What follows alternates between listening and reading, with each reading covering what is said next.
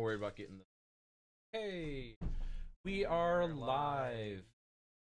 Let's talk. Welcome to Composer Talk, December 12th.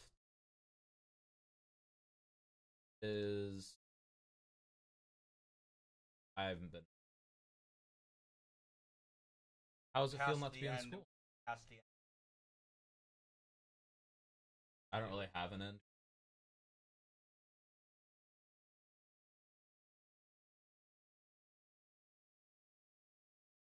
I may actually. I'm nearing the end. I'll be done with movement 3 by the end of the week. Hours over.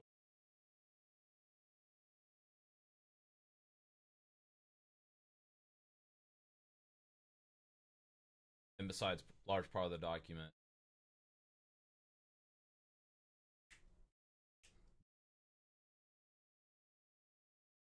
Prose. That's the part that's like. So, anyway.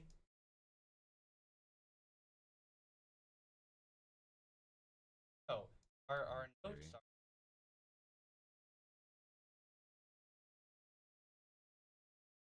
Well, now Yeah, now it's we it's there on the beautiful case. So the big news came out like right after it happened. Like right after last week. Like literally within minutes. 19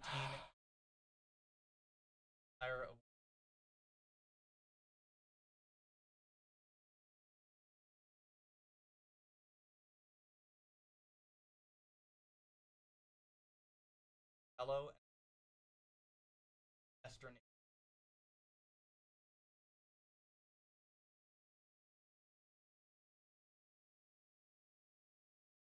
professor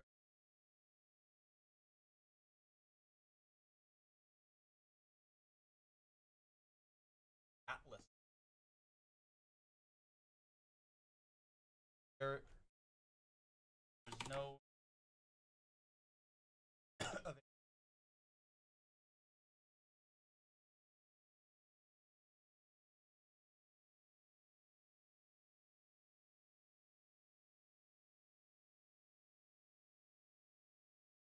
I recommend on Grammy nomination, and as usual,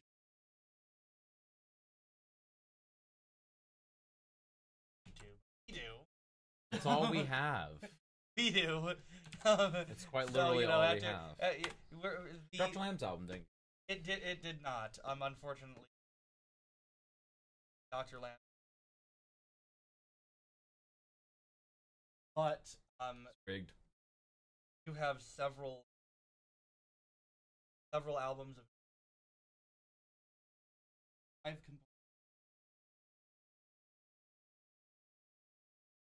are Mason.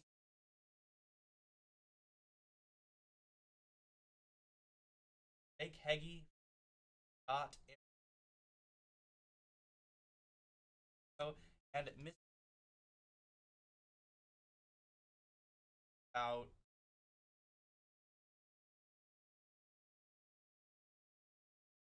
Also, and I'm not gonna name.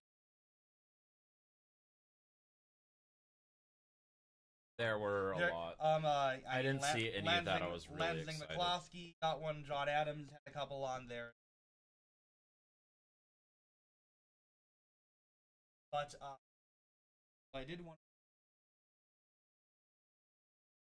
and Branson.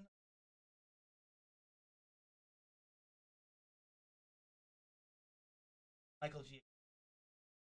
Alexander for the and John Williams.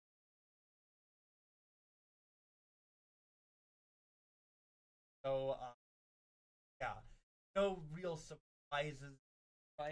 I've joked about for years. John Adams or not John. John Williams always just like clear spot on a shelf every time he writes the film for new.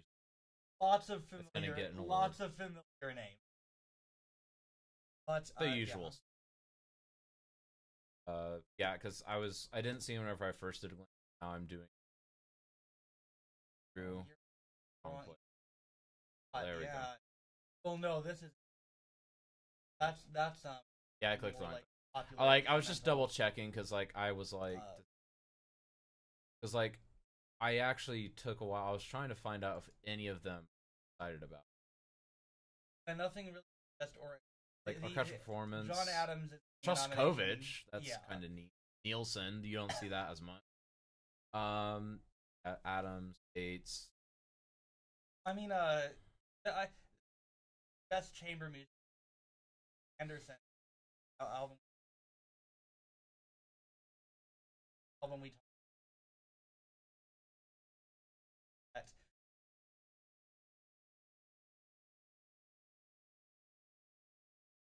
Yeah. Oh, this is the only one that I saw that was in Bartok Piano Concerto number 2. I was like, I thought there was something. It's weird that would be considered the best, only because it's Bartok. That's honestly, I wouldn't be shocked by anything. Even this glass, three pieces in the shape of a square. That piece is honestly, it's more of a visual. You ever seen that? Literally, you just have 50 minutes rounding the there and makes a square on stage. Mm-hmm. Typically, it's for a black box set. Stages in. So it's interesting. I would enjoy seeing it for live instead. Yeah, so really the only thing that is even halfway of interest is that Bartok thing. But oh, you've got some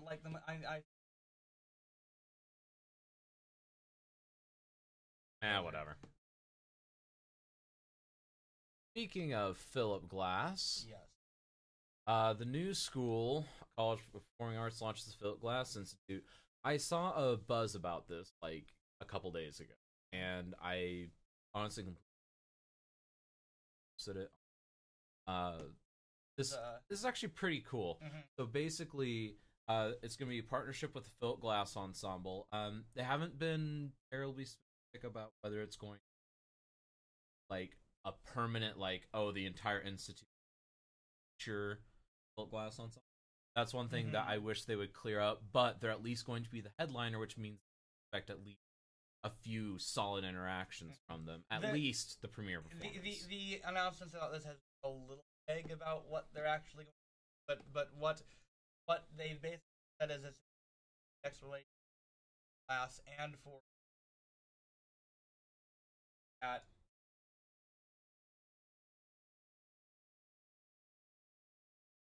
also, I can send my bassoon quartet. But I can perhaps send quartet. I can guess there's going to be kind of a minimalist or post-minimalist vibe. He's not post-minimalist. I don't like the term post-minimalist. I'm saying if you're talking about Glass and then music that's influenced. No, you wouldn't usually call Glass a post. I imagine you ask a lot of post-minimalist. It's better than postmodern. Postmodern is a fallacy. So yeah, a chief curator and Awa. Not familiar. But and those Annis. That's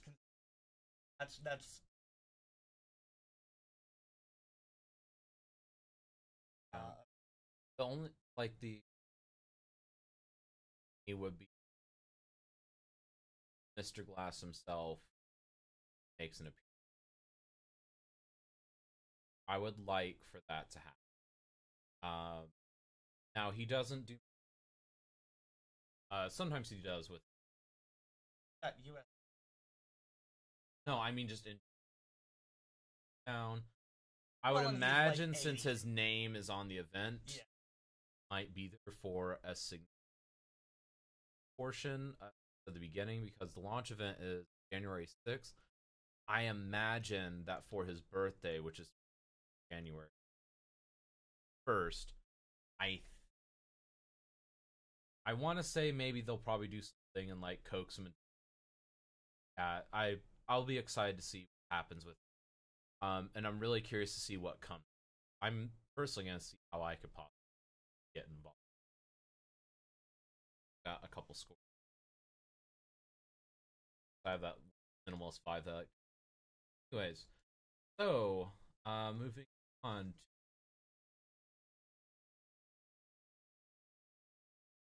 Yeah, we're good. Esa-Pekka Salonen,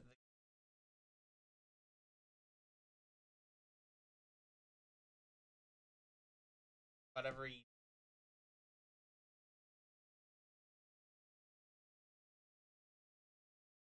doctor.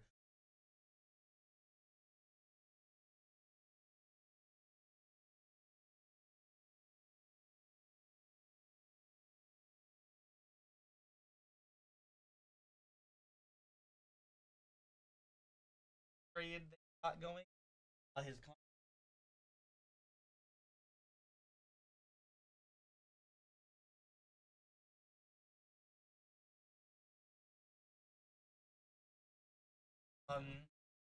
now one interest collaborate help kind of set the Call like direction. the creative brain trust. There is creative brain trust, artistic. I like that term better. It is kind of a creative. And that will contribute to the.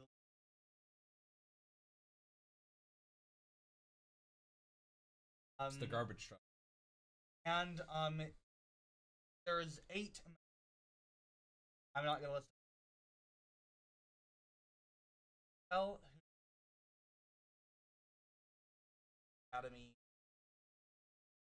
Light, Ice Desner, Eka, and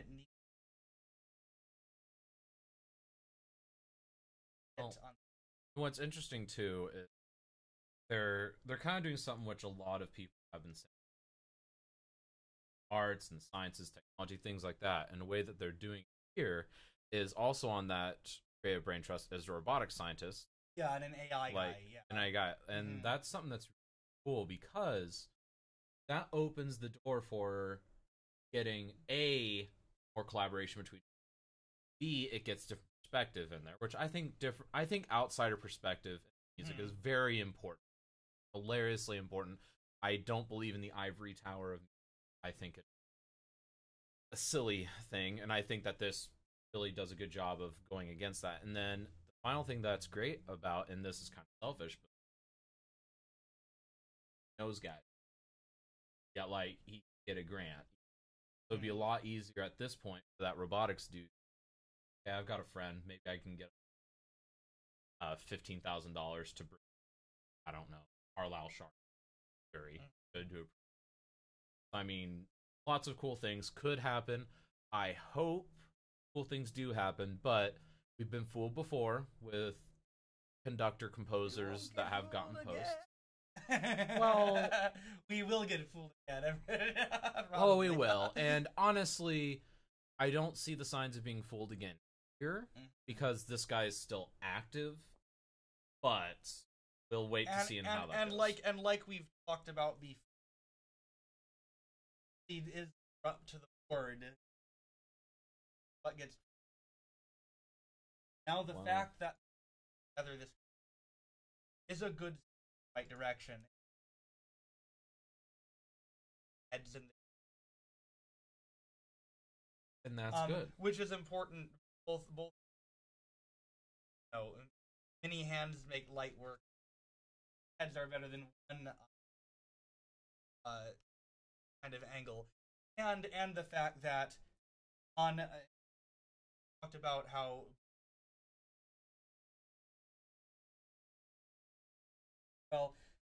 conductor dominance ensemble also called Arianism have. Yeah, the only thing that I don't remember who it was. I don't think this was a case. I don't know. You know who the jazz grade is? Esperanza Spalding. Okay, yes. Then it probably won't happen here. But there was a I don't remember which board it was. I think it was just for like some specific orchestra, but like there was like some soloist, like some local great that they had like kind of like this artistic, and like they ended up shifting the entire focus of the orchestra. The soloist rep. It wasn't all for them, but it was just like, oh well, all great works need a soloist, and then they saw ticket sales take a sharp 45. Now this was this was several years ago. 5? Well, it doesn't have a soloist. Well, I know, but no, and actually, the way I discovered Dr. Cook and looking at different funding things, showing me how to kind of do that with DMA. We were just looking at recent examples. That was more than a few years ago. Man, I've been in school for far too long. I'm almost done. Or am I done? So, moving on. This final thing, this is a relatively recent edition of Doc, and I will not even take responsibility for finding this. This actually, this goes out to our music school of music librarian. So this is from Spectrum, which is a publication at University of Buffalo. So take whatever's here with salt. But what it says is interesting, and it does line up for University of Buffalo Libraries, College of Arts and Sciences declined to comment on plans for library space as the music faculty. So the big thing here is over the past, the article goes into the last like 5 years, there's been drastic changes. Kind of the stuff that they're seeing, the available for circulation stuff, the stuff that just sits there, and like most libraries, they have a small collection of things there. Now, what else is interesting, that over the past 15 years, they've gone from 3 full-time and 1 part-time staff member, a single full-time staffer that is also required to teach class. So, is this indicative of kind of music libraries everywhere? Fortunately, the pessimist in me says, and because a lot of colleges are moving towards the collaborative learning space rather than the library, which I think there's a space for both. You need to have both. I just don't think that you need to shove out collections. Now, one thing that they are doing is they are doing a thing that, you know, we're discussing doing here at the University of Oklahoma, and what a lot of other research, that is no more physical journals. Like, as far as the monthly journals, the twice annual publications. And I do agree with that, as much as it's nice to walk into the library and copy whatever. Not system. Now, I think that part is fine. The part that isn't fine is that they're also kind of botching. So this particular this is interesting. This particular library has 2 entrances. Our library is weird, but this particular library has 2 entrances. One that has a counter on it. Sorry, something fast. To keep track of that enter and exit the library. Second door, by most faculty and student accounts, is just as popular as the main entrance, just due to its access to the building.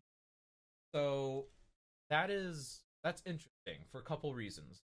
One, the administration of the University of Buffalo is only looking at the numbers that they see. The numbers they can actually see are those from the front entrance. They aren't seeing the back entrance. So already they've slashed the library in half.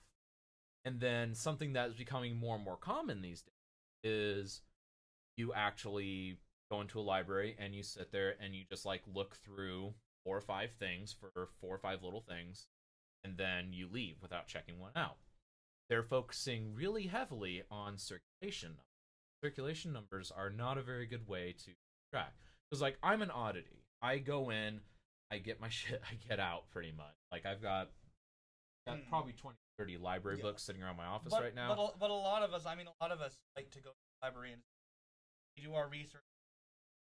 I sometimes like if I have down there just. Oh, I do that too. I love doing that. And you're not we don't check the book out because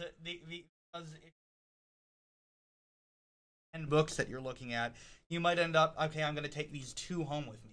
That doesn't mean that the rest of the books weren't valuable to your research or necessary. It just means that they weren't the ones you decided to. Well, it's also because a lot of times, like, I'll be like, oh, I got like 30 down minutes. You know what? I'm working on this passage of in this case, my dissertation. I wonder how, Philip Glass would handle this. So I'll look at a few Philip Glass examples and be like, okay, handles it in such and such way, such and such way. And for someone like me, I just accomplished a great deal by just cracking open the thing and staring for a total of 8 seconds. I kid you not. And that's also just because I'm faster with orchestration. You just, it's like, I remember this. So and so is doing something similar to what I'm doing. Let me look at it. Oh, this is how he did it. I mean, yeah. Yeah, exactly. Like, that's all you need sometimes. And a lot of times, that's the advantage of having the physical books there, because it's stuff that sometimes, even with good online research skills, like what I have and what certainly my wife has in her field, you can't find certain things easily online. You can't. And plus, you lose that art of happening. Like, there's some things that I have only discovered because, it was on the shelf next to something I was looking for. And that's valuable. One thing that the article brings up that I think is...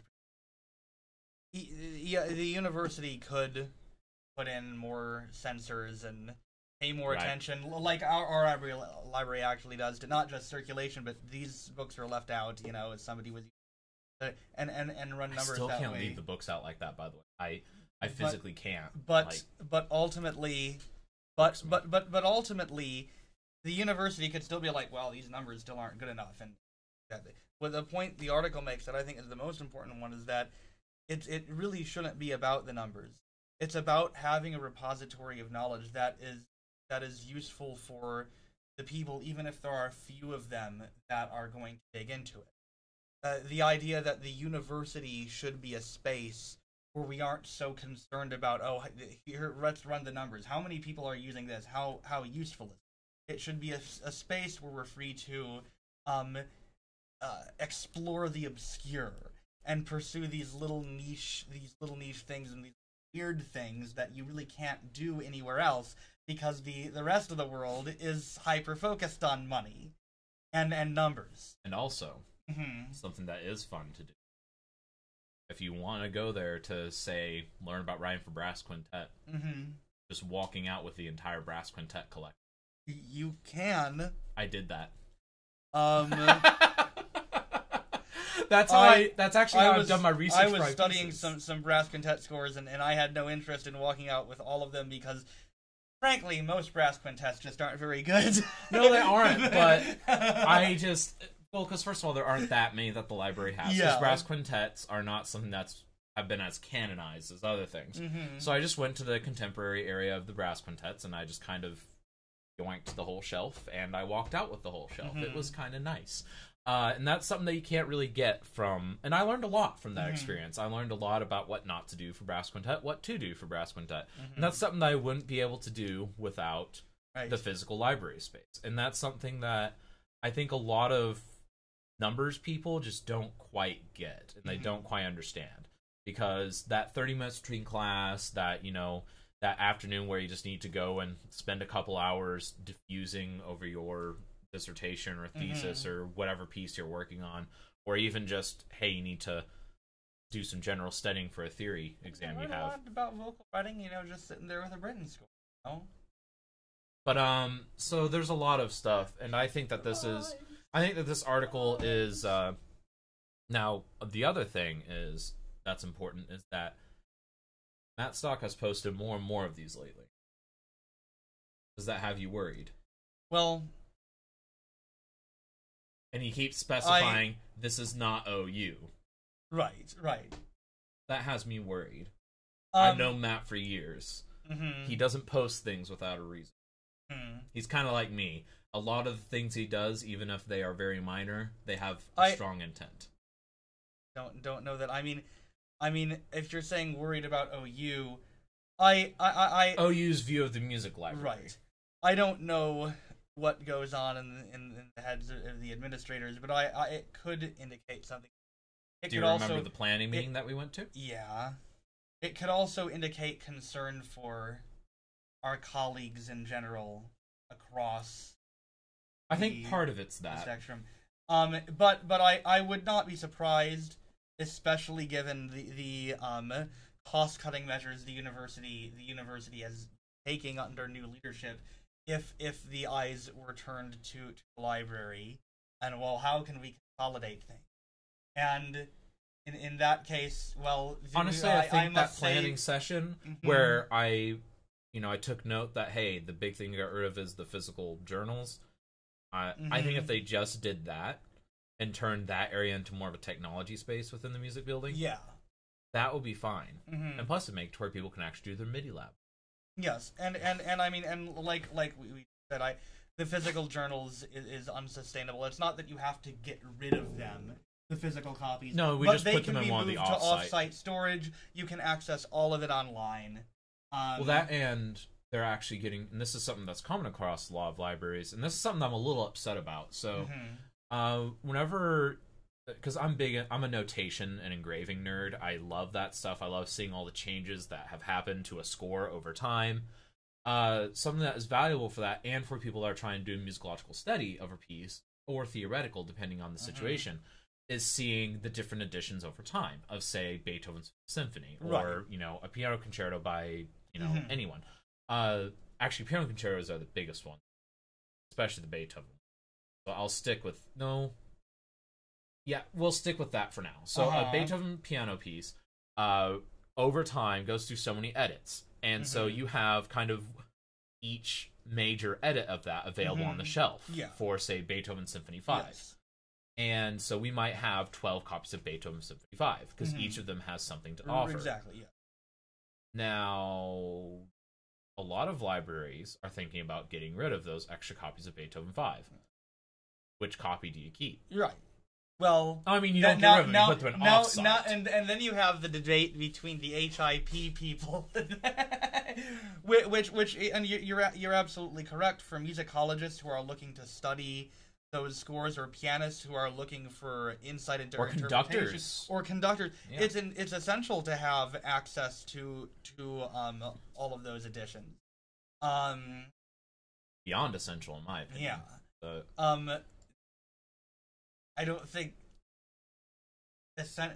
you can go beyond essential. Something is essential. No, like, something is essential, but I mean it's a core essential necessity. That's what essential means. I see it as different tiers. Literally what essential means. Anyway, this is make sure to support your local music library if you go to a university. And also, if you're at a university that's doing this, speak up. Like Denton did. Denton spoke up. It hasn't done anything yet. Speak up. Speak up. It's like we talked about last week about composers. Even if this isn't happening, you can speak up and write to your administration. Thank you for the music library. Use the library extensively. Leave the books out on the table when you're done with them, because your librarians pick those up in catalogs. That's not everywhere. That is not everywhere. No, but I still can't bring myself to do that. But most libraries don't want you to reshelve things anyway. So, I mean... I know, it's how I've been trained my whole life. Like, it's hard to fix.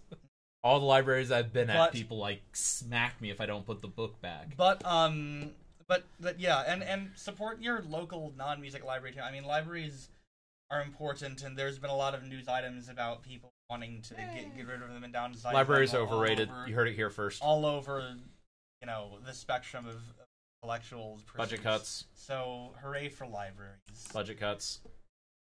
Anyway, let's move on. Budget cuts? New music this week. No budget cuts. In new music this week, we have a few new recordings from or sort of new composers. Number one, coming up to us from Naxos Recordings, is the recording of String Quartets number 1, 2, and 3 from composer Matthew Quayle.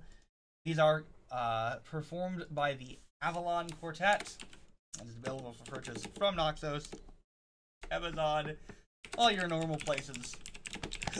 Excuse me, got the hiccups from getting music. Zach, scare me. No.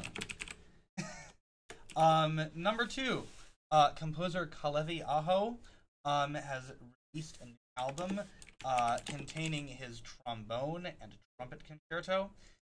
These performances are by the Antwerp Orchestra, conducted by Martin Brabants, with a trombone soloist Jorgen van Rijn and trumpet soloist Elaine de Rudder. This is available from BS Records and at your Number 3 this week, a new album called The Polish Music Experience that has pieces by Polish composers, obviously, has just been put out by the Sinfonietta Cracovia. I didn't know that Polish people wrote Polish music. Poland's National Orchestra. This has works by, and you're going to have to let me point to see names because some of them are pretty hard. Wojciech Kilar, Krzysztof Penderecki, most of us know him, Tomasz Opalka, and Krzysztof Meyer. This orchestra is conducted by Jurek Dybal, and features the soloist Jan Kalinowski and Marek Slezer. And this is available from Warner Classics. Kind of hard to find online for some reason. It's on Naxos Music Library, so if you have access to that through your university, then go for it. I think it's on Spotify too. So if you, like most people, have Spotify, you can get it. And finally, I don't have Spotify because I actually believe in giving musicians the right amount of money. The one that's actually the most interesting to me personally is a piece, 5 pieces actually, by Irmin Schmidt, just recorded on an album called Klavierstucke. These are 5 piano pieces, all of which were simply improvised on record. Irmin Schmidt, who also performed on the album, sat down at his piano and just played and recorded it, and that was the piece. It features him playing prepared piano, as well as some pieces on the standard piano, and also the recordings captured some ambient noises that are just into the sound world.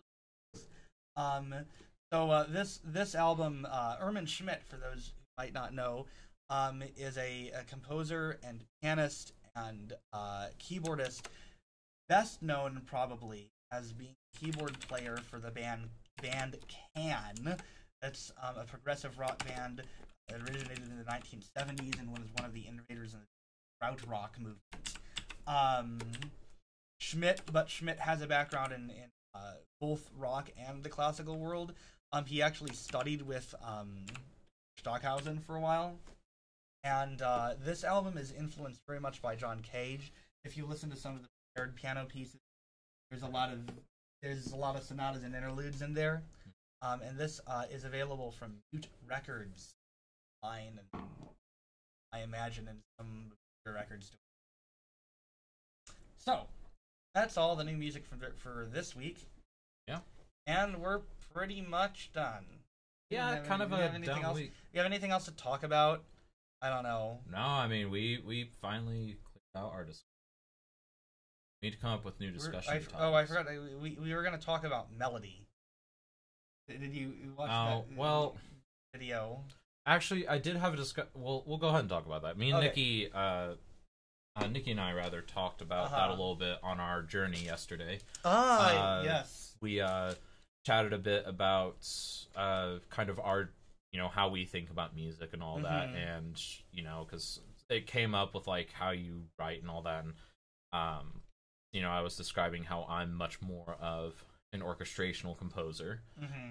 Whenever I'm just coming up with ideas, I can do the melody and all that, but just I naturally go to the orchestration, where she more goes naturally to melody and all that. And we were kind of discussing the cost benefit of both. And I think that in relation to that clip that you sent and all that, I think that my end conclusion after that conversation is melody is important, but honestly, so is rhythm.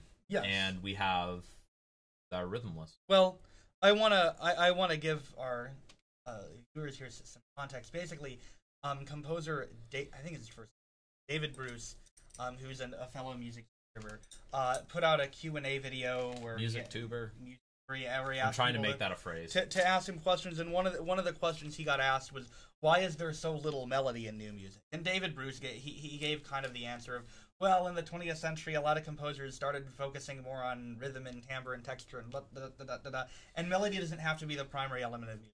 So far, so good. I agree with him. But it did bring up something I've thought about as I've listened to new music. A lot of the albums you talk about on here, and that I really hear in many composers, particularly the stuff that comes out of kind of the East and West Coast hip school, really a focus on rhythm, timbre, and texture, not in equal measure, but often to the exclusion of melodic content. And I'm wondering if you in your listening have noticed this, if it's an observation that and what you think, and if you think this reflects on the quality of the music. Do you think composers do you think that some composers have gone too much in the other direction, or does it not matter, or is that music doesn't matter? You don't think it matters? I personally don't think it matters, because keep in mind, look at one of my favorite things last year or two, minimalism. Yes. Minimalism is kind of the absence of a lot of stuff. And sometimes it means no discernible melody. Sometimes it means no discernible timbral change. Sometimes it no discernible rhythmic. And when it's there, it's very small. So, I mean, I think that melody, just like 12 tone, just like, the 014, just like, chordal progressions, I think it's just another tool in the toolbox. Now, I think that the common listener, so to speak, if you want something that they can and will listen to, you need a melody, because the average listener wants something they can hum along to, and the average person can't hum along to if you've got a cool rhythm going in the strings or something. It's like, that's really cool. It's cool to listen to, but the average person doesn't want to, quote, sing along to that. And I think there is something to the can they sing along with it thing. Now, you don't necessarily need melody for that, though. If you have something like a unique harmonic progression, that is something that can be a really good substitute for melody. And honestly, even rhythm, like if you get something distinctive enough, you can kind of hum along to a rhythm. To a point, but a lot of the contemporary music these days is a little too complex. But honestly, I've heard a lot of movement towards repetitive rhythms and the use of these small rhythmic cells that seem to be kind of taking over the role that a traditional, melody, the long line once held. And that's kind of a little more of what I hear. I also think that you have to define melody. When I think about melody in music, I mean I'm thinking about that long line. I'm thinking about contour. I'm not necessarily thinking about nice tune you can sing along with. Messiaen's music, for example, is very melodic. It's not hummable. Well, some people might think it's hummable. The common listener, they're probably not going to go around humming, Reveille d'Oiseau when they walk out of the cut. They're going to be, what the hell was that? It was just birdsong. Why did he write that piece? But I don't know. I think that I agree with you. Melody is just one element of, but to me it is an important element of music, and I think that in the same way as if I were to listen to a composer's music and it didn't seem like they ever had any rhythmic interest, I would be critical in the same way of a composer who didn't seem like they had a grasp of melody. I mean, honestly, an example of this in my listening is an album that we actually mentioned, the Iserie Quartet Blueprint album. That's an hour of music, and there's like 6 pieces on there. I listened to that album a few ago, and one of the things that stuck out to me, at no point in the album did I feel like there was very much melodic interest. There were a lot of cool harmonic things. There was a lot of cool rhythmic texture and all this stuff. But it didn't feel like any of the composers had made an effort to put that long line in there, which is okay, right? When it's you're writing okay, a piece, like, you just right. have to write a good piece. But, now, you don't necessarily need a long-form melody. You don't need form. Sometimes you don't need interesting rhythm. Though rhythm is the hardest thing to get away without having, I will say. But when you're putting together an album, it's kind of like putting together a concert, right? You need that variety,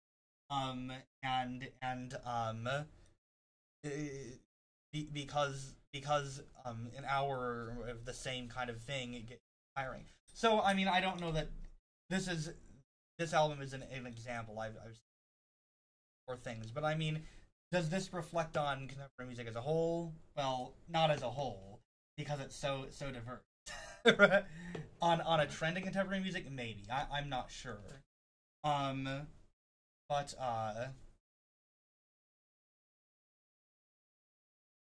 yeah.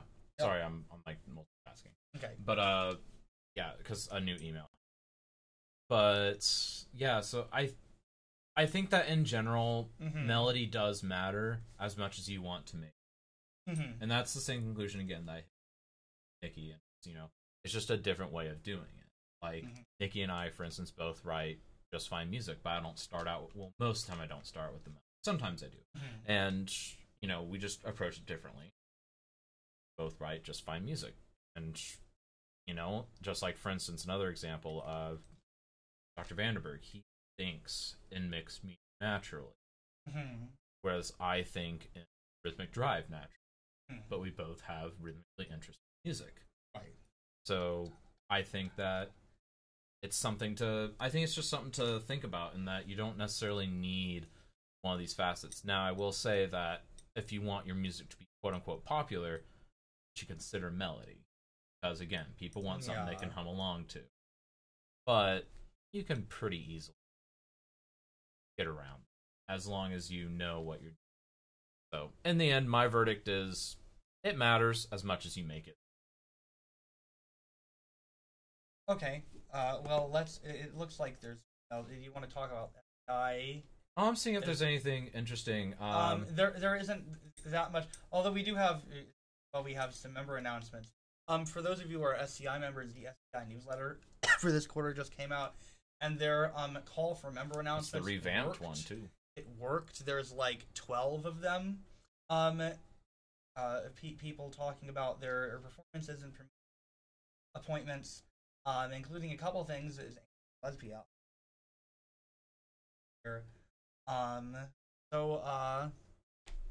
Yeah, it's been most of this is pretty basic stuff, nothing that I'm horribly excited about. I actually wanted to put a plug in there about my Infinite. Mostly because time constraints, because I was like, I'm finally making good headway on. Yeah, so that's out. Nothing huge that I'm seeing. The SI Jazz contest, we already talked about this, though. The SCI archive, that's not too interesting. We are SCI. Now, that's something that is like a member interview. Yeah, they've got, it's just... I'm curious why they picked Juan. I like Juan. He's the one that did the taco piece that they were talking, where he just played with back the entire time. Very cool piece. But yeah, so yeah, lots of interesting stuff. Anyways, Rodney Washka too. That human. Yes, we just premiered. I still have a recording, but I don't have a recording yet. Anyways, I need to try and talk to Neil about that. Anyways, no, that's composing tomorrow. I will chat with you guys later. For now, we're done. We're just vamping at this point. Hooray for melody. That was not as good a discussion topic as it could have been. No, I realized I didn't really have as. I mean, I sort of agree with you. I do think that maybe some composers. Maybe I think that based on music I hear from a lot of composers, I think a lot of contemporary composers could do to look a little more at incorporating more melodic interest into the music, not necessarily as a primary element, but as a element, just like orchestration or anything else that I would criticize if I didn't think it was sufficiently interesting. But I mean as far as what you and Nikki were talking about, I think every composer kind of has that special place where they start. Aaron Copland talks about this. Every composer kind of has that element that's really theirs. Like for Mozart it was melody, and for Stravinsky it was rhythm, you know, and for Beethoven it was the motive, little cell of information. So you can start from any one of those places, as long as your craft is sufficient in all musical parameters to write a good piece. Yeah. But yeah. That's about all we got. So, send us your hate mail. We appreciate it. We love getting yelled at. And no, we don't. Alright. I need to go print off a dissertation. Happy holidays. Blessed Advent to everybody. Merry Christmas.